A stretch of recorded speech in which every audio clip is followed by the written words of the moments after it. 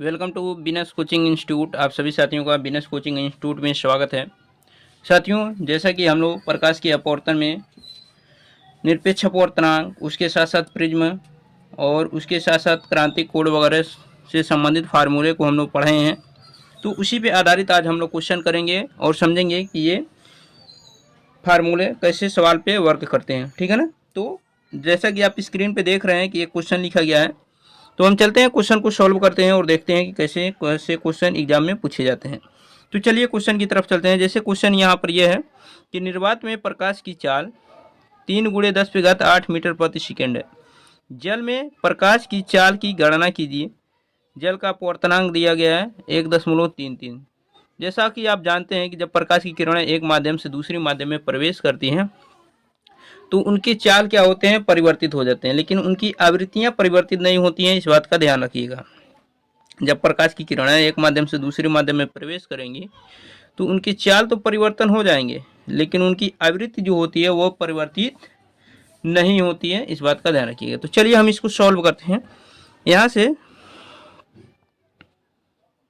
देखिए क्या है कि निर्वात में प्रकाश की चाल दिया गया है, तो प्रकाश की चाल को हम सी से रिप्रेजेंट करते हैं और सी का मान है 3 × 10⁸ मीटर पर सेकेंड। ठीक है।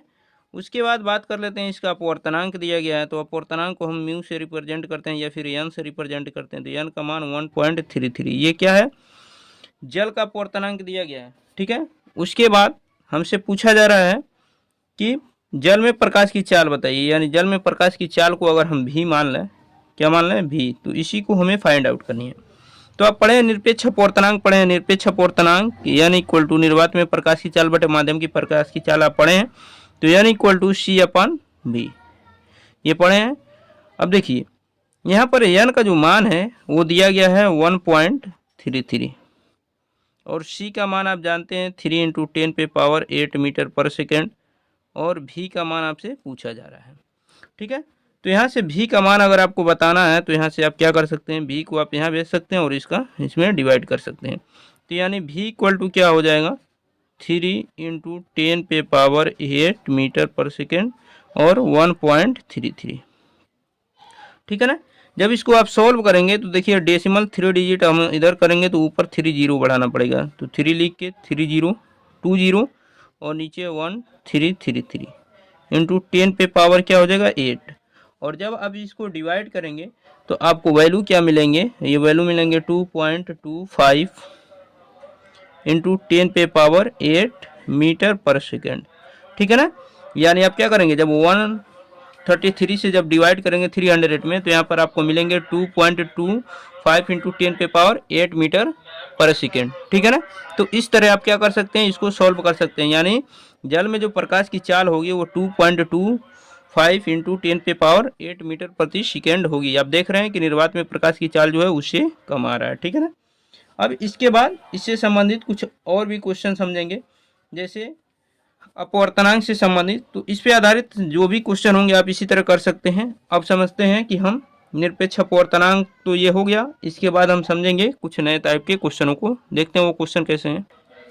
चलिए ये क्वेश्चन देखिए, क्वेश्चन क्या है, क्वेश्चन ये है, देखिए वायु के सापेक्ष जल तथा कांच की अपवर्तनांक क्रम से 4/3 तथा 3/2 है। जल के सापेक्ष कांच का अपवर्तनांक ज्ञात कीजिए। तो देखिए इसको कैसे सॉल्व करेंगे, देखिए इसको कैसे सॉल्व करेंगे। यहाँ पर दिया गया है कि वायु के सापेक्ष जल तथा कांच के अपवर्तनांक क्रम से 4/3 है। तो यहाँ पर वायु के सापेक्ष पहले जल का दिया गया है, तो AnW, ठीक है ना, AnW, इसका वैल्यू दिया गया है क्या, 4/3।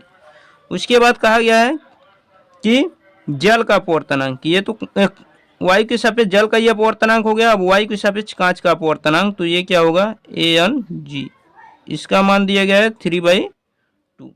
ठीक है ना। अब आपसे पूछा जा रहा है कि जल के सापेक्ष कांच का अपवर्तनांक बताइए। किसके सापेक्ष, जल के सापेक्ष कांच का अपवर्तनांक, जल के सापेक्ष कांच का अपवर्तनांक बताइए, ये आपसे पूछा गया है। ठीक है। तो देखिए एक फार्मूला होता है जो हमने आपको बताया है कि वायु के सापेक्ष जल का अपवर्तनांक गुणे जल के सापेक्ष कांच का अपवर्तनांक गुणे कांच के सापेक्ष वायु का अपवर्तनांक, ये मान होते हैं 1 के बराबर। ठीक है ना। वायु के सापेक्ष जल का अपवर्तनांक, जल के सापेक्ष कांच का अपवर्तनांक और कांच के सापेक्ष वायु का अपवर्तनांक, इनका मान होता है 1। अब देखिए इसमें वैल्यू आपको क्या क्या दिए गए हैं। जैसे वायु के सापेक्ष जल का अपवर्तनांक दिया गया 4/3। ठीक है। अब आपसे पूछा गया है कि इसमें जल के सापेक्ष कांच का अपवर्तनांक ये पूछा गया है, इसका मान हमें नहीं मालूम है। ठीक। अब यहाँ दिया गया है क्या कि हाँ, यहाँ देखिए क्या दिया गया है आपको। यहाँ पर दिया गया जल के सापेक्ष वायु का अपवर्तनांक, जबकि आप जानते हैं वायु के सापेक्ष जल का अपवर्तनांक। तो जब ये मान उल्टा होंगे तो ये भी मान उल्टा हो जाएंगे, यहाँ पर हो जाएंगे 2/3 हो जाएंगे। ठीक है ना, =1।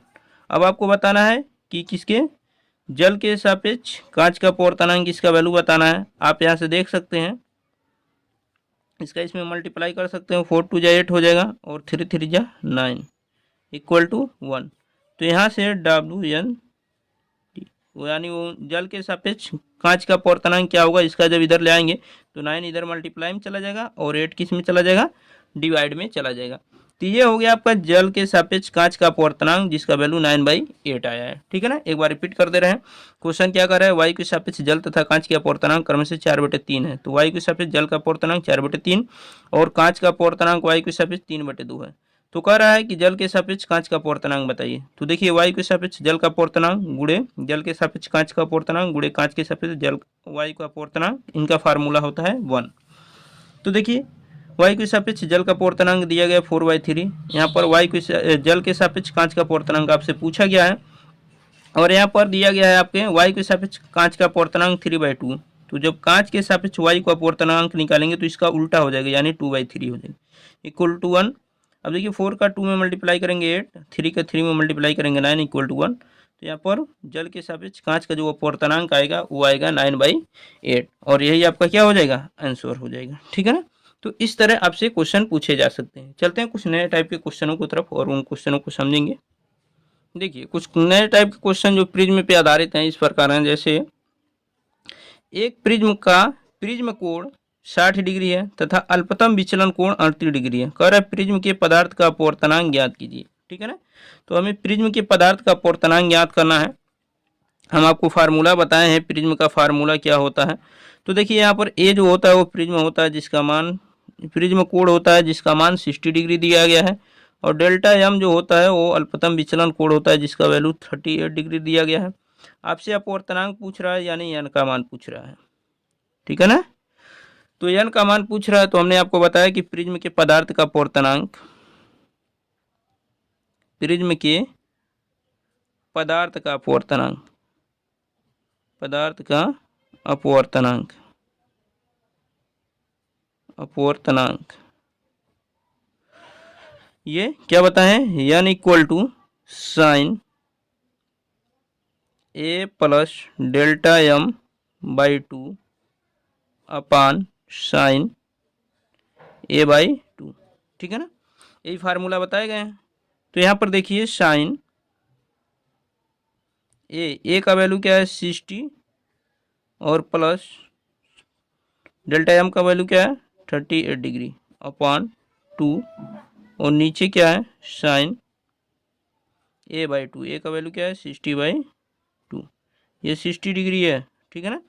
देखिए जब यहाँ से सॉल्व करेंगे तो इन दोनों को 8 जब हम करेंगे तो साइन ये हो जाएंगे 8 और 0 8 और 3 और 6 9, 98 डिग्री हो जाएंगे और 2 से डिवाइड करेंगे, नीचे आ जाएंगे साइन 2 से इसको कैंसिल करेंगे तो क्या होगा 30 चांस में कैंसिल हो जाएगा। ठीक है ना। अब उसके बाद चलते हैं यहाँ पर हम आगे देखेंगे। देखिए जब इसको सॉल्व करेंगे तो ये साइन 49 डिग्री होगा और ये नीचे साइन 30 डिग्री है। ठीक है ना। अब देखिए यहाँ पर साइन 49 डिग्री का वैल्यू आपको दिया गया है, यहाँ पर हमने लिखा नहीं है। साइन 49 डिग्री का जो वैल्यू है वो है आपका 0.75। ठीक है ना। तो साइन 49 डिग्री का वैल्यू यहाँ रखेंगे तो क्या है 0.75 और साइन 30 डिग्री का वैल्यू होता है 1/2। वो है 2 ऊपर जाकर मल्टीप्लाई होगा तो 2 5 10, 2 7 40 और 1 50। यहाँ डेसिमल लगाएंगे 2 नंबर पे।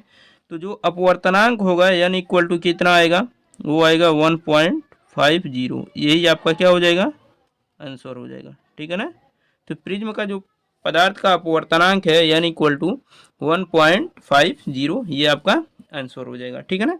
तो इस तरह आप सॉल्व कर सकते हैं। इसी पे आधारित एक और क्वेश्चन लेते हैं और उस क्वेश्चन को समझेंगे। क्वेश्चन यहाँ पर लिखेंगे नहीं, हम केवल बोल देंगे।